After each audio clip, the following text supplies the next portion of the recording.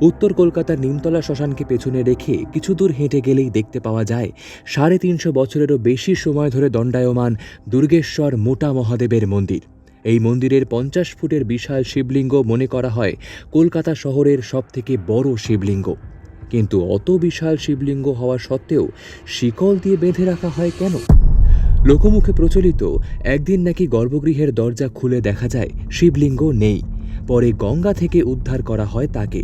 সেই থেকেই নাকি মহাদেবকে এখানে শিকল দিয়ে বেঁধে রাখা হয়েছে, যাতে তিনি স্থান ছেড়ে পালিয়ে না যেতে পারেন। তবে মন্দিরের পুরোহিতদের মতে এই গল্পের কোনো সত্যতা নেই। কিন্তু গর্ভগৃহের দুই কোণে দুটো শিকল রাখা আছে বহুকাল ধরে, যার কারণ আজও অজানা। জাগ্রত এই মহাদেবের মন্দিরে প্রতিদিন হাজারো হাজারো দর্শনার্থীদের ভিড় জমে।